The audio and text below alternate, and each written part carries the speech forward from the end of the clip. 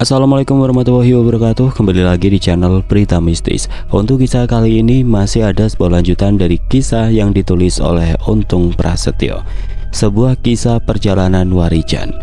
Sebelum kita lanjut ke ceritanya, tekan dulu tombol like video ini dan jangan lupa tekan juga tombol subscribe channel ini.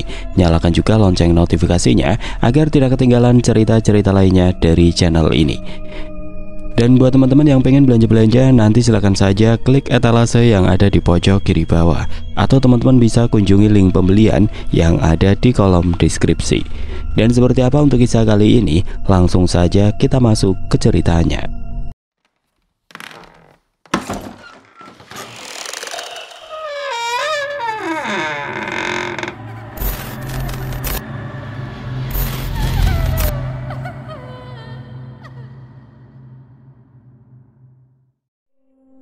Warijan melangkah dengan tenang, meski hatinya masih diliputi berbagai tanda tanya tentang siapa sebenarnya Mas Joyo dan apa makna dari semua yang telah ia alami.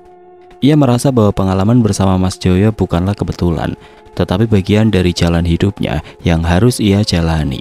Sambil menggenggam batu kecil berwarna hijau dengan bias kuning yang ia temukan di sakunya, Warijan berusaha mencari petunjuk lebih lanjut atau setidaknya merenungkan pelajaran yang telah ia peroleh.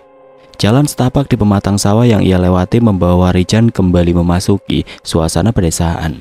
Di kejauhan terlihat rumah-rumah kecil beratap genteng merah, ladang yang hijau subur, dan petani yang sibuk mengelola tanah mereka. Suara kokok ayam bercampur dengan desiran angin yang membawa aroma segar tanaman padi. Warijan merasa seperti kembali ke dunia nyata setelah lama tenggelam dalam dunia yang penuh misteri.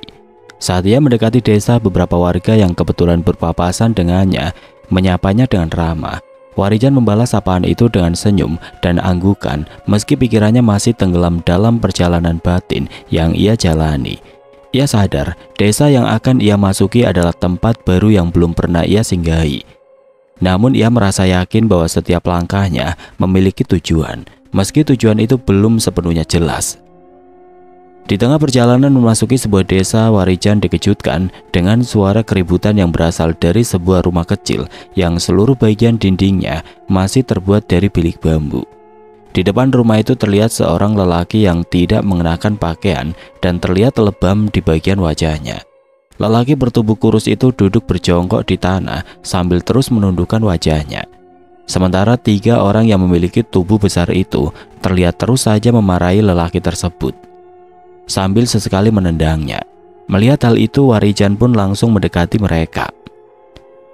Dan ketika salah seorang pria bertubuh besar itu hendak menendang pria kurus, Warijan pun langsung memasang kakinya untuk melindungi pria kurus tersebut. Warijan dengan sigap menghentikan tendangan yang nyaris mengenai tubuh lelaki kurus itu. Gerakan Warijan yang cepat dan penuh ketenangan membuat ketiga pria tersebut langsung berhenti dan memandangnya dengan wajah yang tercengang sekaligus kesal. Tanpa berkata-kata, Warijan membantu pria kurus itu berdiri dan menyandarkannya pada dinding bambu rumah. Lelaki kurus tersebut tampak ketakutan. Namun, ada secercah harapan di matanya saat ia menatap Warijan yang berdiri di depannya dengan penuh wibawa. Ketiga pria bertubuh besar itu yang awalnya terkejut dengan kehadiran Warijan, mulai menunjukkan ekspresi tidak senang. Salah satu dari mereka yang tampak sebagai pemimpin kelompok itu melangkah maju dengan tangan berkacak pinggang, mencoba menunjukkan kekuasaannya. Tubuhnya kekar dengan rahang tegas dan tatapan mata yang sangat tajam, akan tetapi auranya sama sekali tidak mampu menggetarkan hati Warijan yang tetap berdiri tenang. Dengan nada penuh ancaman, pria itu mulai mengajukan pertanyaan kepada Warijan tentang siapa dirinya dan mengapa ia ikut campur. Namun Warijan tetap tidak menjawab.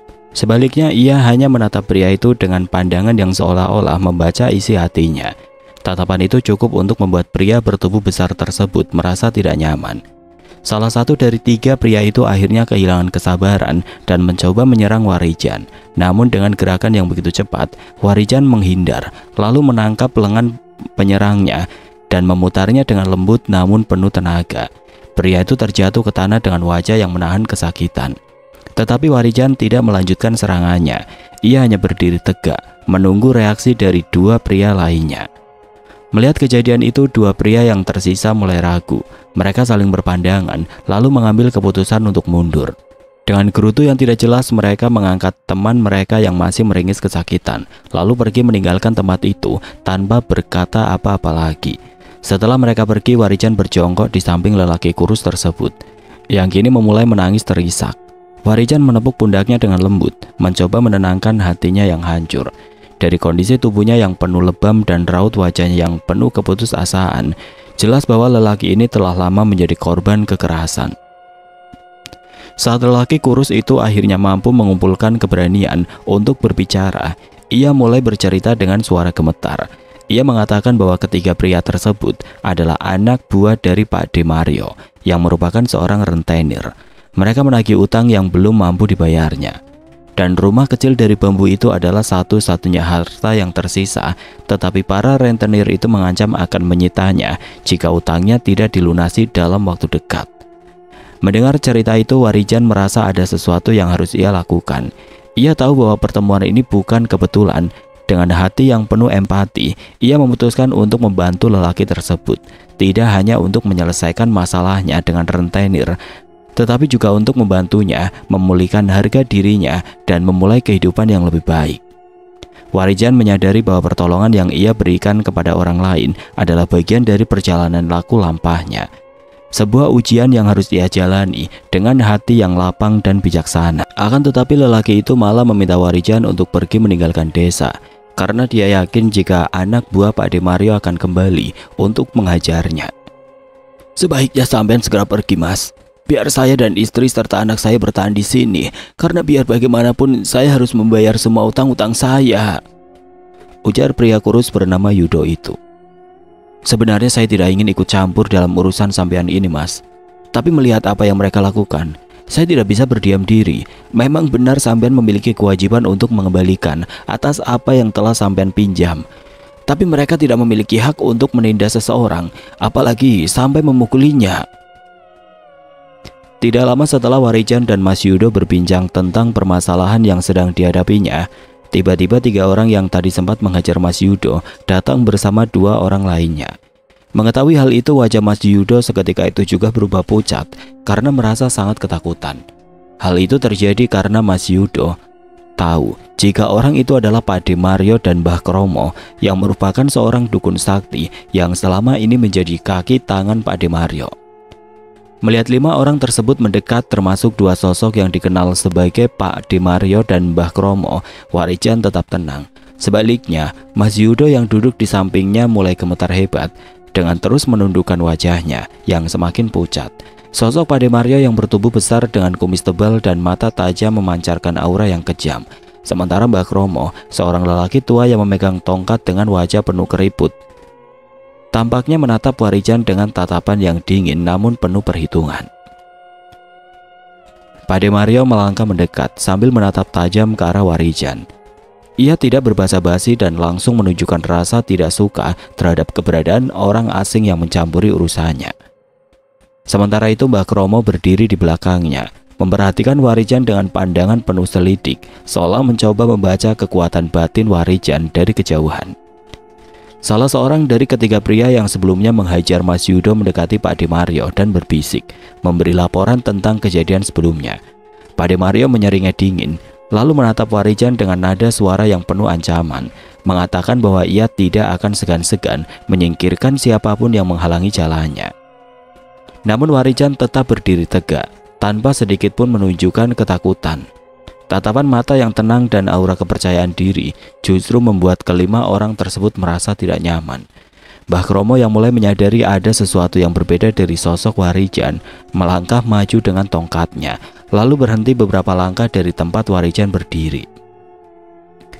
"Anak muda, kau bukan orang sembarangan rupanya," gumam Mbah Kromo dengan nada rendah tapi penuh tekanan. "Aku merasakan sesuatu yang tidak biasa darimu," imbu sosok Mbah Kromo dengan tatapan tajamnya. Warijan hanya tersenyum tipis, tidak menjawab sepatah kata pun. Ia tahu dengan segala pengalamannya, Mbah Kromo adalah lawan yang tidak bisa diremehkan. Namun Warijan juga tahu bahwa ketenangan dan kebijaksanaan adalah senjata utamanya, apalagi dalam situasi yang melibatkan sosok seperti Mbah Kromo. Mbah Kromo menggerakkan tongkatnya ke arah tanah, dan seketika itu pula angin di sekitar mereka berembus kencang. membuat daun-daun bambu di sekitar berguguran. Mas Yudo yang berada di belakang Warijan semakin ketakutan. Tubuhnya menggigil hebat, namun Warijan tetap berdiri tanpa gentar, menatap langsung ke arah Mbah Kromo, memberikan sinyal bahwa ia siap menghadapi apapun yang akan terjadi. Pade Mario yang tidak sabar dengan suasana tegang itu, memberi perintah kepada salah seorang anak buahnya untuk menyerang Warijan. Pria tersebut langsung melesat maju dengan gerakan kasar, berusaha menghantam Warijan dengan pukulan keras. Namun sebelum pukulan itu sampai, Warijan dengan gesit menghindar. Kemudian dengan satu gerakan cepat menekuk tangan penyerangnya, membuatnya jatuh berlutut dengan teriakan kesakitan. Melihat itu Mbah Kromo mengangkat tongkatnya tinggi-tinggi. Warijan tahu ini adalah pertanda bahwa dukun sakti itu akan menggunakan ilmu hitamnya. Warijan segera memusatkan energi batinnya, membuat pagar gaib yang melindungi tubuhnya dan mempersiapkan dirinya untuk menghadapi apapun yang akan terjadi. Dalam hitungan detik, suasana di sekitar mereka berubah. Udara terasa semakin berat dan hawa dingin tiba-tiba menyelimuti tempat itu. Namun Warijan tetap tenang. Ia mengingat ajaran gurunya, Sudiro, dan wejangan Mas Joyo tentang keseimbangan. Dalam hati ia berdoa kepada Tuhan yang Maha Kuasa, menyerahkan segalanya kepada kehendak Sang Pencipta. Warijan tahu bahwa semua ilmu, baik fisik maupun gaib, tidak lebih dari alat untuk menjalankan kehendak Tuhan. Ketegangan semakin memuncak dan pertempuran antara Warijan dan kelompok Pade Mario tampaknya tidak terhindarkan. Namun di balik ketegangan itu Warijan merasa bahwa ini adalah bagian dari ujiannya, sebuah batu loncatan untuk membuktikan dirinya layak sebagai murid Sudiro dan penerus nilai-nilai kebajikan. Serangan berikutnya datang ke arah Warijan. Sosok lelaki yang bertubuh tegap tadi melesatkan tendangannya ke arah tubuh Warijan, dan bersamaan dengan itu Mbah Kromo juga melesatkan serangan melalui energinya yang tidak kasat mata. Namun Warijan yang sudah melindungi tubuhnya dengan ajian Pamong Rogo tidak menghindari serangan dari Mbah Kromo. Dia terlihat fokus menyerang balik orang yang tadi sempat dijatuhkannya itu. Dalam hitungan detik Warijan melangkah maju, menangkap pergelangan kaki lawannya di udara dengan gerakan cepat. Dengan satu sentakan yang penuh tenaga, ia melempar tubuh pria tersebut ke tanah, membuat debu berhamburan. Pria itu meregang kesakitan, tapi Warijan tidak memberinya kesempatan untuk bangkit. Ia mengunci gerakan lawannya dengan tekanan pada tulang di bagian pundaknya, hingga membuatnya tidak bisa bergerak. Namun situasi tidak berhenti di sana. Mbah Kromo yang melihat serangannya gagal, mempercepat aksinya. Ia mulai merapal mantra, tangannya bergerak membentuk simbol-simbol aneh di udara. Seketika hawa dingin yang berat menyelimuti tempat itu, berubah menjadi tekanan panas yang menyesakkan. Suasana menjadi semakin mencekam ketika daun-daun di sekitar mulai terbakar secara perlahan, seolah Mbah Kromo menarik energi panas dari udara di sekitarnya. Warijan yang masih mengendalikan pria di bawahnya segera menyadari perubahan ini. Ia melepas kunciannya, lalu melompat mundur untuk mengambil jarak. Tubuhnya masih terlindungi oleh ajian Pamong Rogo, tetapi ia tahu bahwa Mbah Kromo tidak akan berhenti hanya dengan serangan biasa. Warijan dengan cepat memusatkan pikirannya, merapal doa untuk memperkuat energinya.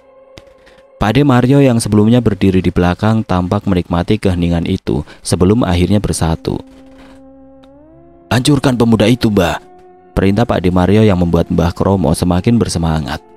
Mbah Kromo lalu menghentakkan tongkatnya ke tanah hingga memunculkan kilatan energi yang tidak kasat mata, namun energi itu dapat dilihat dan dirasakan oleh Warijan sebagai gelombang tekanan yang akan menghantam tubuhnya.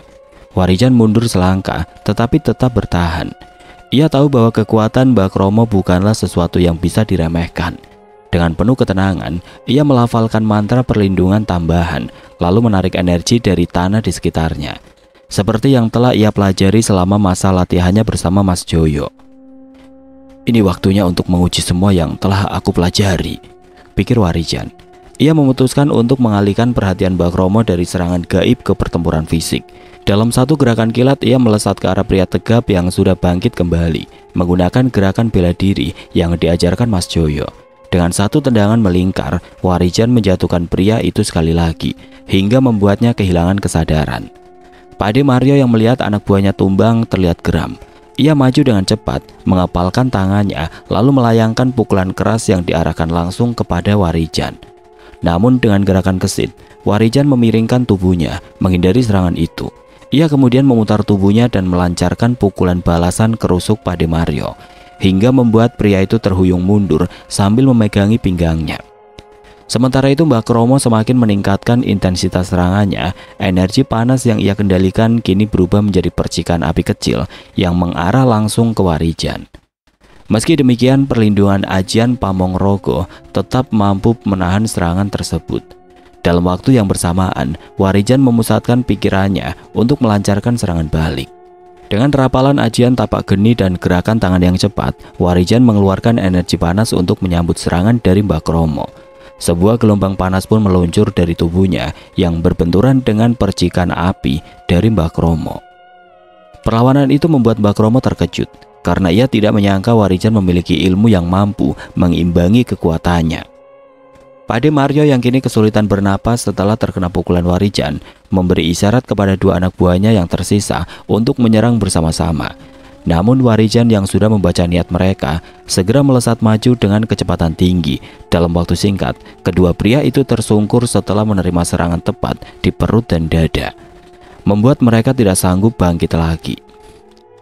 Kini tinggal Mbah Kromo yang berdiri di hadapan Warijan. Sadar bahwa ia tidak bisa menang dengan kekerasan, Mbah Kromo menghentikan serangannya, menatap Warijan dengan sorot mata yang penuh perhitungan.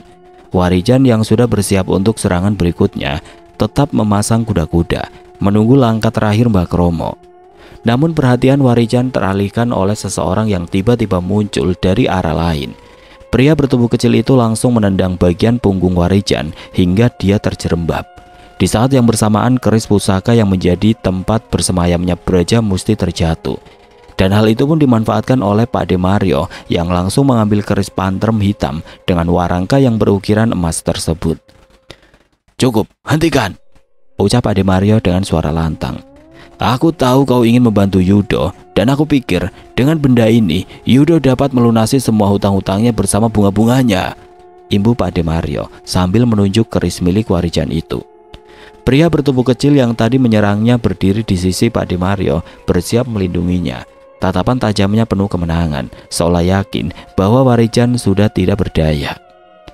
Warijan yang masih merasakan nyeri di punggung akibat tendangan mendadak, berusaha bangkit dengan perlahan. Pandangannya tertuju pada keris pusaka Braja Musti yang kini berada di tangan Pade Mario. Suasana menjadi semakin mencekam, terutama ketika Pade Mario dengan sombong mengangkat keris itu, seolah-olah telah menemukan kunci kekuatannya. "Aku bisa merasakan energi dan kekuatan besar pada keris ini.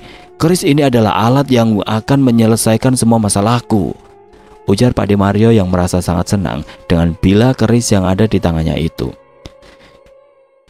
"Jika benda itu dapat melunasi semua hutang-hutang Mas Yudo, aku akan membiarkan keris tersebut kau miliki," jawab Warijan dengan tegas yang sontak membuat Pade Mario tersenyum puas dan langsung pergi meninggalkan Warijan tanpa mengucapkan sepatah kata pun.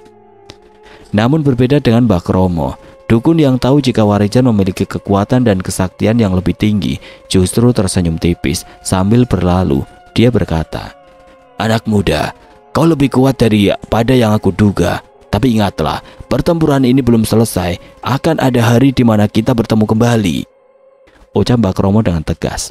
Tanpa berkata apa-apa lagi, Mbah Kromo menghentakkan tongkatnya ke tanah, menciptakan asap tebal yang langsung menyelimuti area tersebut. Ketika asap menghilang, Mbah Kromo sudah lenyap dari hadapan Warijan. Warijan berdiri diam, merasakan energi di sekitarnya mulai tenang kembali. Ia tahu bahwa ini bukanlah akhir dari semuanya.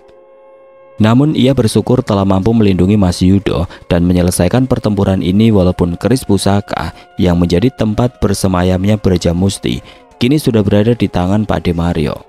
Warijan berdiri di tengah keheningan. Matanya menatap lurus ke arah tempat Mbah Kromo menghilang. Debu perlahan mereda, meninggalkan sisa-sisa keributan yang baru saja terjadi. Di sekitar, hanya suara angin yang terdengar, seolah membisikkan bahwa pertempuran telah usai untuk saat ini. Ia menarik nafas panjang, mencoba menenangkan jantungnya yang masih berdegup kencang. Namun pikirannya kembali pada keris pusaka Braja Musti yang kini berada di tangan Pade Mario. Walaupun keris tersebut tidak akan berfungsi apapun di tangan Pak De Mario, namun dia tahu bahwa Brajamusti yang berada dalam keris tersebut masih memulihkan energinya setelah pertempuran besarnya melawan sosok Gandaruwo yang berhasil dikalahkan oleh Sudiro beberapa waktu lalu. Tanpa membuang waktu, ia mulai berjalan meninggalkan tempat itu. Mas Yudo masih terduduk di tanah dengan tubuhnya yang gemetar karena trauma, menatap ke arah Warijan yang berlalu pergi. Warijan pun menoleh sekilas, memastikan bahwa lelaki itu tidak dalam bahaya lagi. Meski tidak ada kata-kata terucap, pandangan mata Warijan memberikan keyakinan pada Mas Yudo bahwa ia dan keluarganya aman. Dengan langkah tenang namun tegas, Warijan menyusuri jalan setapak, meninggalkan desa kecil itu di belakangnya. Hati Warijan penuh dengan perasaan campur aduk. Pertarungan tadi menunjukkan bahwa kekuatannya telah berkembang pesat selama laku lampahnya. Namun ia juga menyadari bahwa masih ada banyak hal yang belum ia pahami. Selain itu, dia juga harus menemukan Pak De Mario, bukan hanya untuk merebut kembali keris pusaka itu, tetapi juga untuk memastikan keseimbangan antara dunia nyata dan dunia gaib tetap terjaga. Langit mulai gelap, menandakan bahwa malam akan segera tiba. Warijan menemukan sebuah pohon besar di pinggir jalan, tempat ia bisa beristirahat sejenak. Ia duduk bersila di bawahnya, memejamkan mata untuk bermeditasi. Dalam keheningan malam, ia membuka mata batinnya, mencoba merasakan keberadaan Pak De Mario dan energi dari Brajamusti. Namun yang ia rasakan hanyalah kekosongan, seolah-olah energi keris itu telah disembunyikan dengan sangat baik. Dalam keheningan malam yang semakin pekat, Warijan berusaha menenangkan pikirannya. Ia memahami bahwa kekosongan yang ia rasakan bukanlah hal biasa. Energi Brajamusti yang semestinya begitu kuat hingga dapat dirasakan dari jarak jauh, kini seolah lenyap tanpa jejak. Ini bukan sekedar pertanda bahwa keris itu disembunyikan, melainkan indikasi bahwa Pak De Mario telah menggunakan siasat tertentu untuk menyembunyikannya di balik tabir energi yang kuat. Warijan menarik nafas panjang, membiarkan udara malam yang dingin memenuhi dadanya. Ia tahu bahwa jalan ke depan akan menjadi lebih sulit. Ketika mata batin tidak dapat memandu, ia harus mengandalkan naluri dan kecermatannya untuk membaca tanda-tanda di alam. Setelah beberapa saat bermeditasi, ia membuka matanya perlahan. Cahaya bulan yang samar memantul di daun-daun di atasnya, menciptakan bayangan yang bergerak pelan mengikuti hembusan angin. Tiba-tiba suara langkah kaki terdengar dari kejauhan. Warijan tetap duduk diam, menajamkan inderanya untuk mengenali siapa atau apa yang mendekat. Tidak lama kemudian muncul Mas Yudo yang terlihat sedang mencari keberadaan Warijan. Bukan tanpa alasan, Mas Yudo datang untuk mencari Warijan, karena sebelumnya dia belum sempat mengucapkan terima kasih kepada Warijan atas apa yang telah dia lakukan. "Kenapa sampean malah kesini, Mas?" tanya Warijan yang sontak membuat Mas Yudo terkejut ketika melihat Warijan berdiri dan berjalan menghampirinya. "Saya ingin mengucapkan terima kasih kepada sampean, Mas. Dan saya tahu, sepertinya sampean akan kembali merebut keris yang tadi dibawa oleh Pak De Mario. Selain itu sepertinya Pak De Mario dan juga Mbah Kromo tidak akan membiarkan sampean pergi dari desa ini, Mas." "Benar juga apa yang sampean katakan itu, Mas.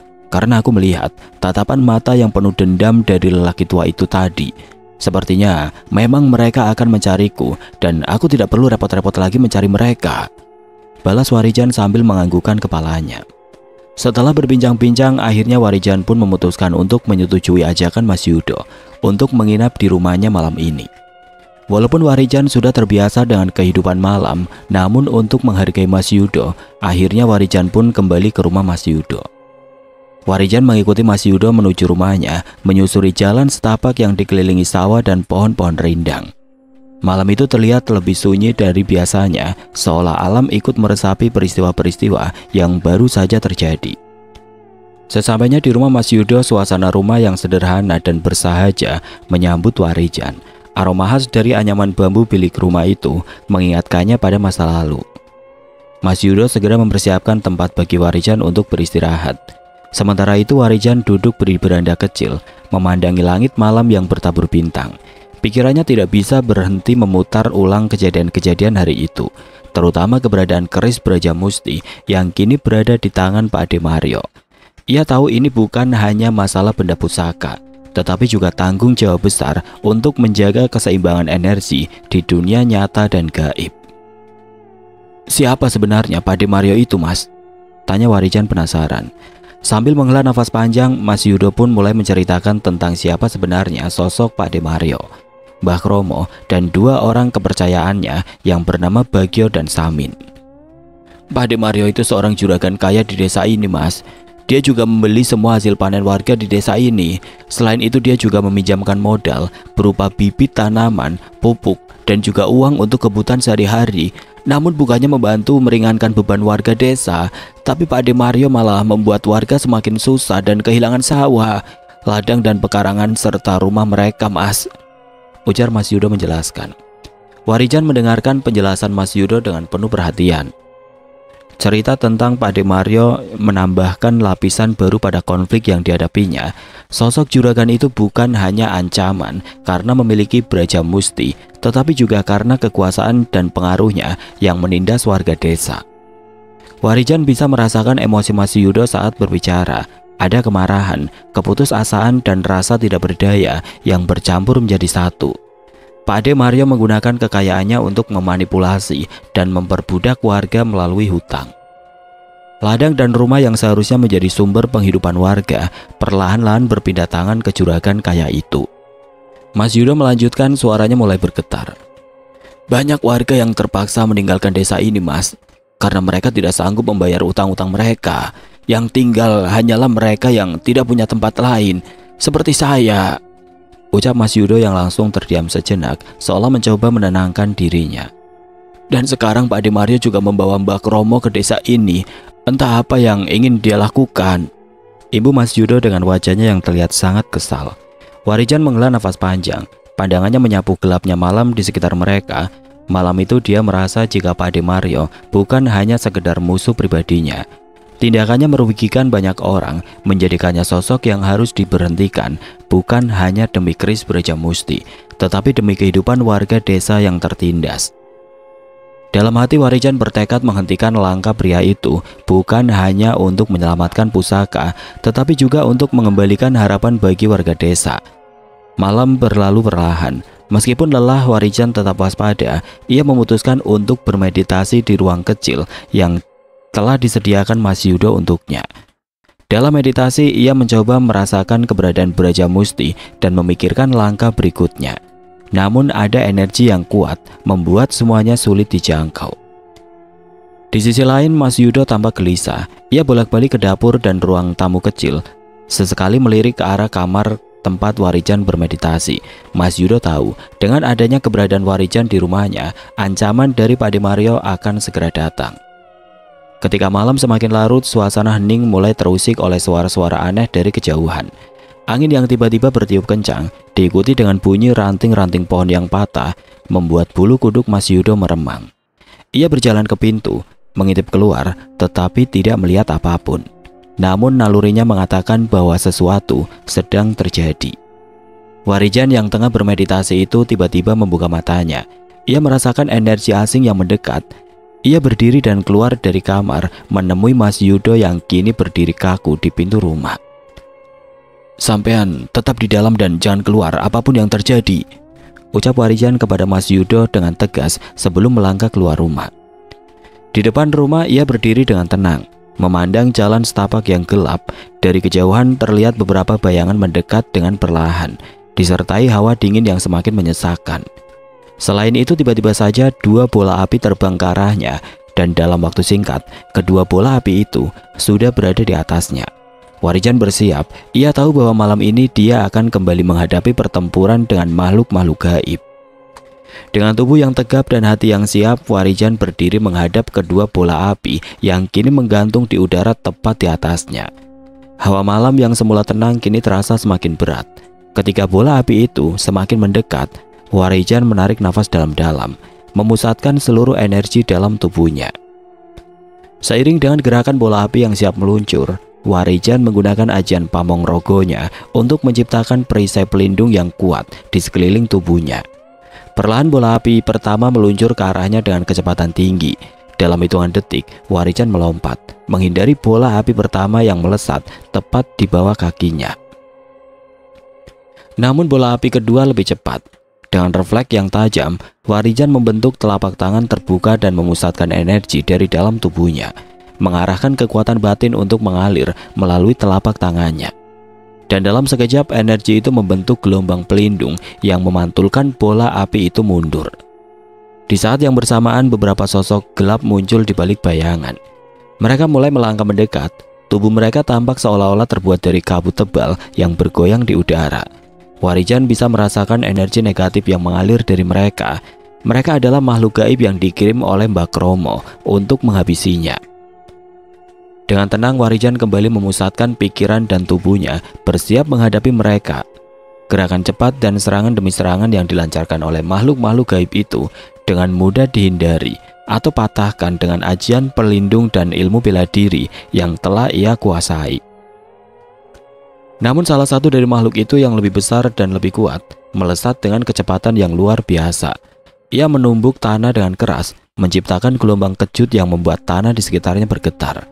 Warijan terhuyung, tetapi segera menenangkan hatinya. Ia tahu bahwa jika dia tidak dapat mengalahkan makhluk ini, ia akan kesulitan menghadapi yang lainnya. Dengan cepat Warijan merapalkan ajian Sindung Geni yang dengan cepat memunculkan bola api kecil merah menyala. Dan ketika sosok besar itu kembali melesat ke arahnya, Warijan langsung melesakkan ajian Sindung Geni yang dengan seketika membuat makhluk tersebut terpental dan berubah menjadi kepulan asap hitam. Bersamaan dengan itu, dua bola api yang semula mengambang di ketinggian dengan tenang mulai melesat ke arah Warijan. Namun Warijan sudah siap. Dengan gerakan cepat dia menghindar, lalu menyerangkan serangan balik dengan ajian tapak geni yang tepat mengenai tubuh makhluk itu. Namun pertempuran belum berakhir. Warijan yang fokusnya masih ke arah sosok-sosok makhluk gaib itu mendapatkan serangan fisik berupa tendangan dari arah belakang tubuhnya. Beruntungnya kala itu Warijan sudah menyiapkan ajian pelindung Pamong Rogo yang dibalut dengan ajian Sindung Jagat untuk melindungi tubuhnya, sehingga lelaki bertubuh kecil yang menyerangnya dari arah belakang terpental dan jatuh terjerembab. Serangan fisik pun masih berlanjut. Setelah dapat membuat salah seorang anak buah Pak De Mario terjungkal, kini Warijan harus menghadapi 3 orang sekaligus. Walau gerakan-gerakan bela diri lawan-lawannya dapat dengan mudah dihindari oleh Warijan, namun di saat yang sama ada energi besar yang juga melesat ke arahnya. Dan dari kejauhan, Warijan melihat sosok Mbah Kromo yang sejak awal sudah mengamati pertempuran, kini mengerahkan jari telunjuknya dengan penuh konsentrasi. Dengan satu isyarat, sebuah gelombang energi hitam yang sangat besar melesat ke arah Warijan, menembus udara dengan kecepatan yang luar biasa. Tanpa berpikir panjang, Warijan segera menarik nafas dalam-dalam, memusatkan semua energinya pada pertahanan. Ajian Pamong Rogo yang sudah melindungi tubuhnya kali ini ia tingkatkan dengan pemanggil kekuatan tambahan dari energi alam gaib yang ada di sekitarnya. Gelombang hitam yang dikirim oleh Mbah Kromo melesat cepat, namun ketika sampai di hadapan Warijan, ia merasakan adanya perlawanan yang sangat kuat. Energi yang mengelilinginya memantulkan sebagian besar kekuatan dari gelombang hitam itu. Namun serangan itu tetap menghantam tubuhnya dan membuatnya terhuyung mundur. Meski terluka ringan, Warijan tidak kehilangan semangat. Ia tahu pertarungan ini bukan sekedar pertarungan fisik, tetapi juga ujian untuk mengendalikan energi batinnya yang semakin kuat. Saat dia mundur beberapa langkah, dia bisa merasakan setiap detak jantungnya berdegup lebih cepat. Tubuhnya penuh dengan energi yang terus mengalir, memberi tanda bahwa ia telah semakin dekat dengan kekuatan yang dipelajari dari Mas Joyo. Di sisi lain, 3 orang lawannya tidak berhenti menyerang. Mereka terus mengayunkan pukulan dan tendangan yang dilancarkan dengan sangat cepat dan terkoordinasi. Meskipun gerakan mereka bisa ia hindari dengan mudah, setiap kali serangan itu melesat, Warijan merasakan energi yang diciptakan oleh serangan-serangan itu semakin besar. Seperti ada kekuatan gaib yang mengalir dalam setiap serangan mereka. Ini adalah taktik licik dari Pak De Mario dan Mbah Kromo yang ingin menguras kekuatan Warijan dengan membuatnya terus bertahan tanpa henti. Dengan segenap kekuatan dan ketenangan, Warijan memutuskan untuk mengambil langkah maju. Ia menghindari sebuah serangan tendangan yang datang dari lawan di depan, lalu memanfaatkan momentum untuk meluncurkan serangan balik dengan kecepatan tinggi. Gerakannya seolah seperti angin yang melesat, tidak dapat ditangkap oleh mata biasa. Sosok pertama yang mencoba menghadangnya dengan pukulan dapat dengan cepat ditangkis menggunakan telapak tangan yang terbalut energi Pamong Rogo. Keberadaan energi tersebut tidak langsung menahan serangan lawannya dan memantulkan tenaga balik yang menyebabkan lawan tersebut terpelanting ke belakang. Namun dua lawan lainnya terus melanjutkan serangan. Dengan tubuh yang lebih gesit, Warijan melompat tinggi, bergerak di atas tubuh lawannya dengan ilmu meringankan tubuh yang dia pelajari dari Mas Joyo. Begitu dia mendarat, ia langsung memanfaatkan langkah itu untuk menyerang balik. Menggunakan gerakan cepat yang memadukan ilmu bela diri dengan kekuatan ajian yang ada di dalam dirinya. Ia langsung menendang salah satu lawan ke arah sisi lain medan pertempuran, lalu berputar dengan cepat untuk menghajar lawan lainnya. Di saat yang sama, gelombang energi hitam yang dilancarkan oleh Mbak Kromo kembali datang dengan kekuatan yang lebih besar. Kali ini melesat ke arah tubuh Warijan yang sedang melawan dua orang anak buah Pak De Mario yang tersisa. Merasakan ancaman itu, Warijan tidak bisa menghindar karena dia terlalu sibuk dengan dua lawannya yang kini terpojok. Seketika Warijan melompat mundur dengan cepat sambil merapal ajian Sindung Geni, dan dalam sekejap ajian tersebut membentuk sebuah pelindung besar yang langsung berbenturan dengan energi yang dilepaskan oleh Mbak Kromo.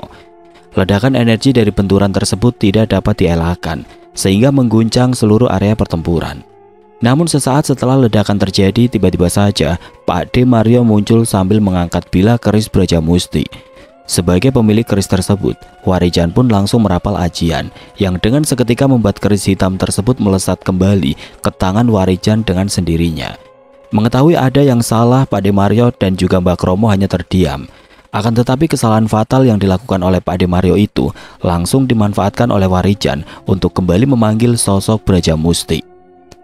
Dalam sekejap, suasana yang semula penuh dengan ketegangan berubah menjadi hening. Warijan berdiri tegak, memegang keris Brajamusti yang kini kembali berada di tangannya. Sosok Brajamusti yang selama ini berada di dalam keris pusaka, kini terwujud dengan kekuatan penuh di hadapan Mbak Kromo. Aura yang mengelilinginya begitu kuat, mengirimkan getaran yang terasa hingga ke tanah. Mbak Kromo yang tadinya begitu yakin dapat mengendalikan energi dari keris tersebut, kini hanya bisa terdiam. Wajahnya berubah pucat karena rasa takut yang datang begitu mendalam. Ia mengira telah mengunci energi keris Brajamusti dengan menggunakan ilmu hitamnya.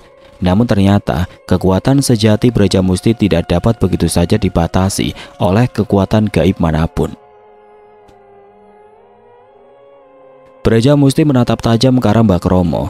Tidak ada kata-kata yang keluar dari bibirnya, namun tatapan mata itu sudah cukup untuk membuat Mbak Kromo merasa ketakutan. Dengan tangan yang terangkat tinggi, Brajamusti segera memusatkan energi kehidupan yang ada di sekitarnya dan mulai menarik kekuatan dari tubuh Mbak Kromo. Mbak Kromo yang merasa tubuhnya mulai lemah seketika, berusaha berteriak dan mengerahkan tubuhnya. Namun semakin ia melawan, semakin banyak energi yang terkuras. Setiap tarikan dari energi Brajamusti membuatnya semakin lemah, sampai akhirnya tubuhnya tidak mampu lagi berdiri tegak. Dalam hitungan detik, tubuh Mbak Kromo terkulai lemah tidak berdaya. Wajahnya pucat pasi, tubuhnya kering dan nafasnya terengah-engah. Pak De Mario yang menyaksikan kejadian itu terperajat. Ia menyadari bahwa kesalahan fatal yang telah dibuatnya dengan membawa keris Brajamusti tanpa mempertimbangkan kekuatan sejatinya, kini membawa akibat yang sangat buruk. Dengan mata yang dipenuhi kebingungan dan ketakutan, namun sebelum Pak De Mario sempat melakukan apapun, Warijan segera melangkah maju, memegang keris Brajamusti dengan mantap. Kekuatan ini bukan untuk disalahgunakan. Kekuatan yang sejati adalah untuk melindungi dan menjaga keseimbangan alam. Kalian sudah terlalu banyak merusak kehidupan ini dan harus ada yang menghentikannya, ucap Warijan dengan tegas. Pak De Mario hanya bisa terdiam. Tubuhnya kaku dan lidahnya seakan tercekat. Meskipun ia seorang juragan kaya dan memiliki banyak pengaruh di desa, tapi malam itu di hadapan Warijan dan Brajamusti, dia hanyalah seorang manusia biasa yang tidak memiliki kekuatan untuk melawan. Jika kau membiarkan manusia ini tetap hidup, maka akan ada manusia-manusia lain yang akan menjadi korban keserakahannya, Jan, ujar Brajamusti dengan tegas. Aku tahu apa yang ada di dalam pikiran manusia itu, karena sebelumnya dia bersama dukun keparat itu ingin menjadikan aku perewangan mereka. Beruntungnya aku memiliki ikatan kuat denganmu. Selain itu, energi dari ilmu Pancawara milik Raden Widanu terus melindungiku, sehingga ikatan antara kita tidak dapat diputus oleh ritual yang sudah dilakukan dukun tua itu.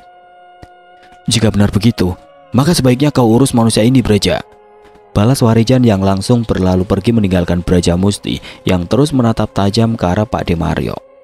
Entah apa yang dilakukan oleh Brajamusti kepada Pak De Mario malam itu, Tapi ketika pagi datang, Pakde Mario ditemukan bersama Mbak Kromo dan beberapa orang anak buahnya di tengah sawah dalam kondisi kehilangan kewarasan. Mengetahui jika tidak ada lagi orang-orang seperti Pakde Mario di desa itu, Warijan pun berpamitan kepada Mas Yudo untuk melanjutkan perjalanannya. Mas Yudo yang merasa berutang budi kepada Warijan pun memberikan kenang-kenangan berupa ikat kepala berwarna coklat muda dengan motif batik kepada Warijan.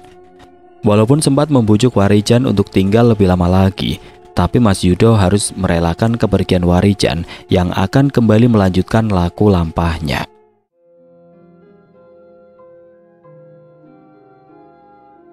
Oke teman-teman, sekian untuk kisah kali ini. Bagaimana menurut kalian tentang kisah ini? Tulis komentar kalian di kolom komentar.